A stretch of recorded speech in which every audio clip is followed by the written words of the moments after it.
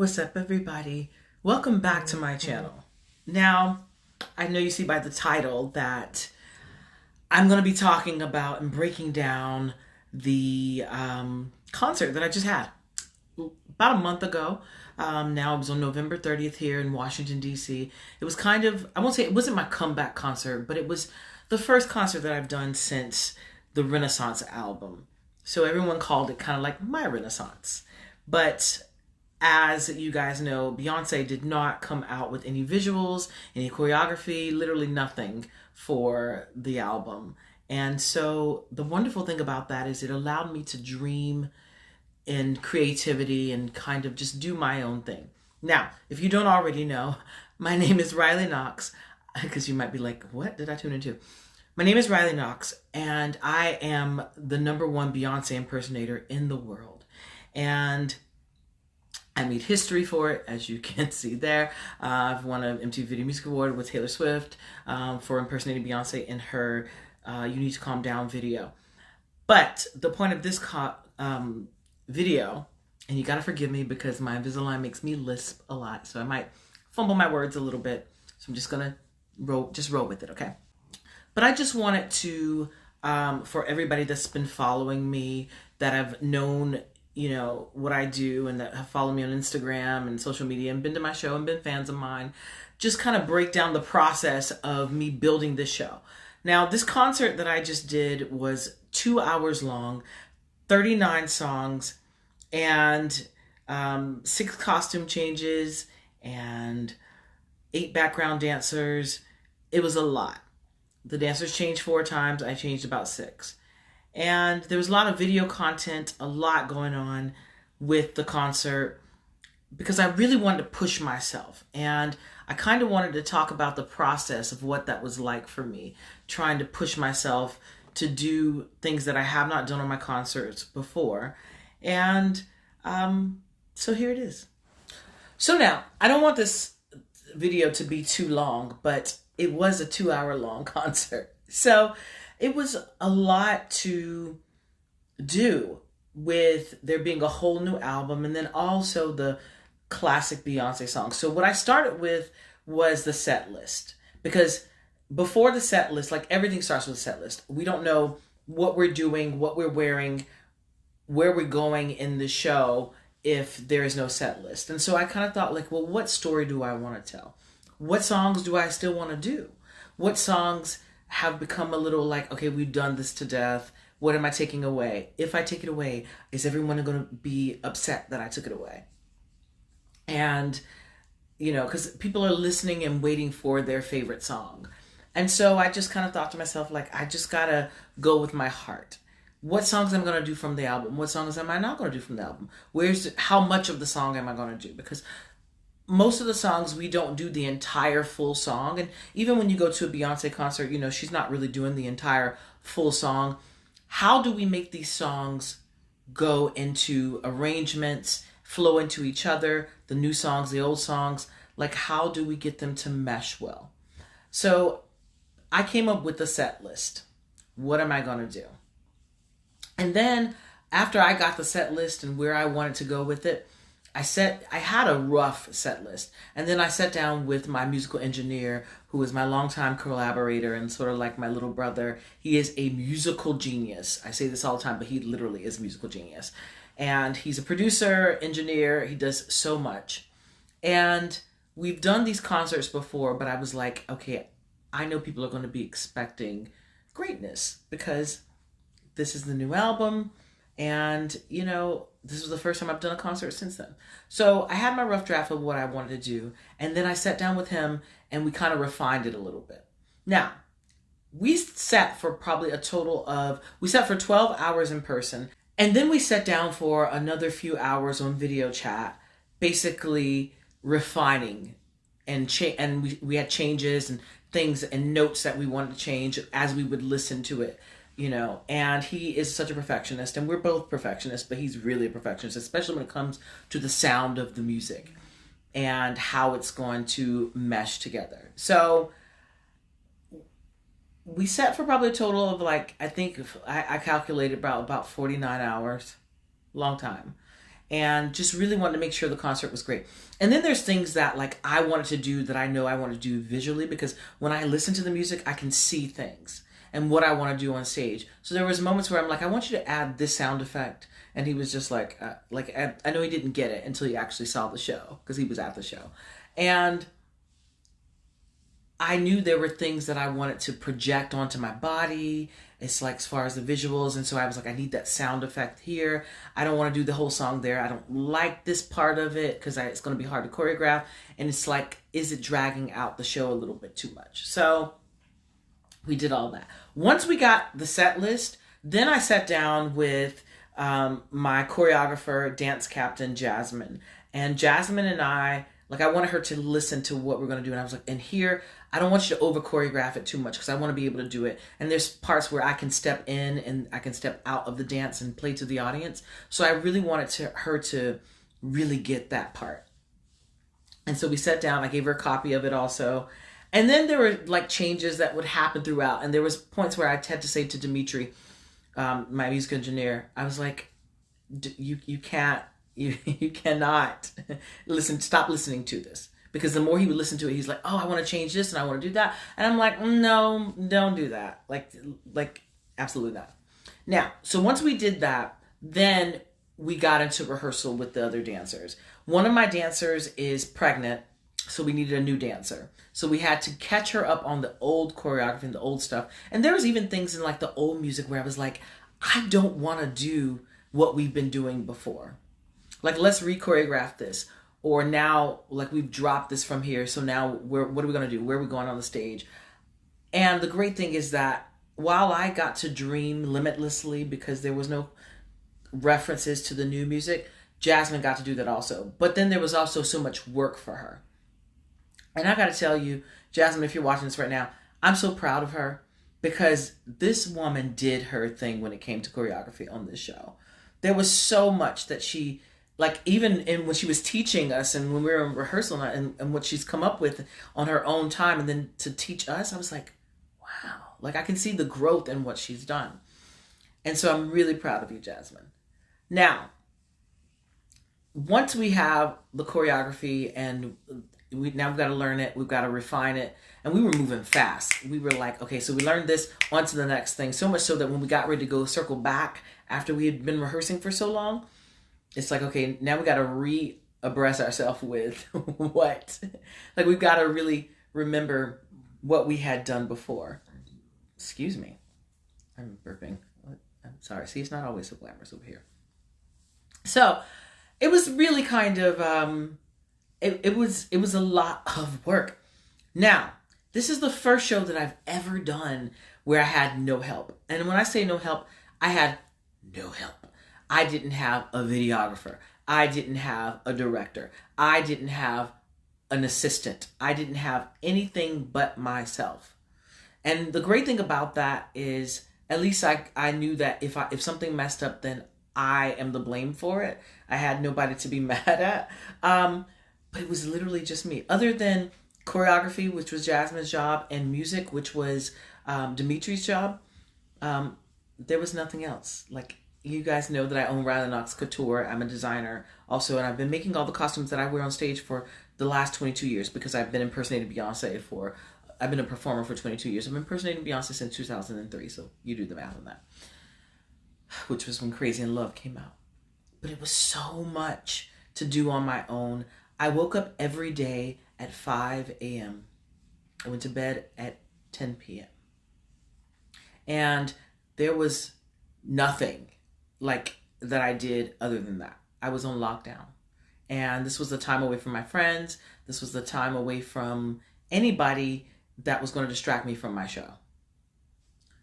So I basically had no life for 3 months, other than to do press for the show. I did sort of like a press tour and other obligations that I had, like whether I had to like film something. But other than that, I worked every day.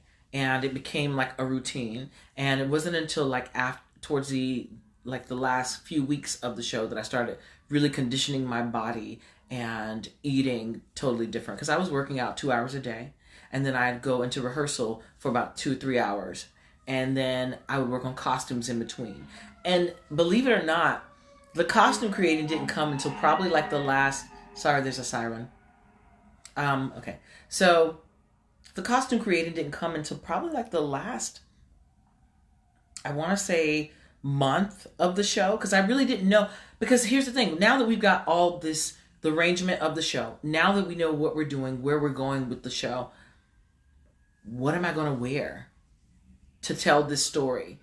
How is it going to go? Like, what am I wearing that's going to go with the songs? And I don't want to just do like random ass leotards. Like, I want it to be, like, I want to kind of push myself, and so that's what I did. I started working on the costumes. Shout out to my mom who talked to me while we were on the phone the whole time while working on these costumes. And it was just me in here, just working on the costumes. And I will say to you, this is the first show that I did that I was extremely prepared for. I was not nervous. I was on time for everything. I was on time for dress rehearsal. I was on time for sound check. Our curfew for the show, like the doors open at 6. I was in my dressing room at 5. Like, I remember looking at the clock, it was like 5:14. And I was ready, and I was zen. I was listening to my music. I was just ready to go. And I'm so proud of this show. I'm so happy about this show. I did things in this show that I have not done. And especially with the visuals. So I directed all the visuals myself. It was me, a tripod, my camera phone, and the fact that people loved it so much that they thought your crew did such an amazing job with the visuals. And I'm like, that was literally all me. And the fact that people are now asking me, have you thought about directing? And asking me to direct things for them. I'm so excited about that because I didn't show anybody anything. I wanted it to be just my art, and I wanted it to be completely like my own thing. So in between the shows, in between the songs, the set lists, when I would change, a visual would play. The same way it would go to any concert. And so I opened the show with I'm That Girl. And that visual was so like, so many just facets of like me, like fashion and me being fierce and just like all of these things. So it was kind of like the introductory to the show. This is what you're about to get in the show. So that was the first one that didn't really have that much of a concept, just like ideas of visuals and things. The second one was Plastic Off the Sofa, because I didn't perform either of those songs. So the songs that were the visuals, I didn't perform those songs. And Plastic Off the Sofa is a sexy song. And I was naked for most of it. And I asked someone to, be my love interest in the show. And he's doing things where like ripping the pantyhose and all this stuff. And I forgot that like my mom's going to be sitting in the front row, and I invited my dentist to the show, and everyone's going to see my ass. 9 feet tall, 9 by 16. That's how big the screen is. It's so big. And my butt is like giant on the stage. And I'm like, okay, so maybe they'll think of it as art. And the only people that got to see it beforehand was either the dancers. Once I was done with everything, I let them see it. But also my friend Isis. You guys gonna know Isis King, one of my best friends, because we're so visually, she'll tell me everything. And some parts she's just like, well, maybe if you make it in black and white, it'll make it a little more artistic, because this just look like I'm like, I don't want it to look like porn. I want it to come across as artistic. And I think we accomplished that for sure. And I had to sit and edit it all myself. So there was that. And then the next one was Cozy. And of course, my good sister, T.S. Madison, is in the song. So I had to make sure that she was in there. And so I thought, like, I wanted it to be about, because the song's about being comfortable in your skin. And then we know T.S. Madison's part is about, being light brown, dark skin, beige, fluorescent beige, all those things. Bitch, I'm black, And so I wanted to be unapologetically black. So I showed where we've been as black people. I showed like black people in the 70s. I showed black people back in like the 1800s and, like everything, like the early part of the 19th century, like all of that. And I wanted to show what we've been through. I wanted to show where we've been recently with Black Lives Matter. And then I want to show, Black people now thriving. And I edited all of that in there. But then I also wanted to, show a different look on myself that I don't think people are used to, because they never really see me with braids and they see all this blonde hair and all of that. But I'm Black, I'm a different shade of Black. I might be a different look of Black, but we come in all different shades and shapes and sizes and colors and all these things. And I do impersonate a woman who has blonde hair, and I myself have blonde hair, but we're Black. But I wanted to, the look was definitely purposely a little more like braids and like things that no one has seen me in. And I just really was so proud of that visual because it was fun for me, And so Cozy was that one. And then the next one was Brown Skin Girls. And I wanted to shout out all the Brown Skin Girls because I didn't perform Brown Skin Girls. And even though it's not on the Renaissance album, but it was in the show. And I wanted to tribute people that, were a part of my life that were brown skin girls, like whether it be my friends, like, I had Karen Huger in there, and I had my sisters and Monique Samuels, who's my best friend, and Isis King, who's my best friend. And, we're all different shades of Black. And, T.S. Madison, who was my good sis, I had her also in this one, just pictures of us together and brown skin girls everywhere. And it was just awesome, just flashing the pictures up there and people that I knew were going to be at the concert and people who have supported me, who have been like my biggest fans, who have become like family to me, and I had them on the screen also. And that was just an easy thing to edit in there. And I edited some of the footage from Brown Skin Girls in there also. And so there was that. And then I wanted to showcase, for the last one, I had Girls, like an instrumental version of Girls Who Run the World. And that visual was very much like my accomplishments, me making history, me winning the MTV Video Music Award with Taylor Swift, all of these things that I wanted to show, like just sort of like a celebration of what I've done. And, now I'm doing this. And so I posted all of those layered on top of other visuals that I had, like the devil and the angel of me, like the red and the white, So I did that. But I also did something on the show that I've never done, where I projected visuals onto our bodies while we were performing. I played with that.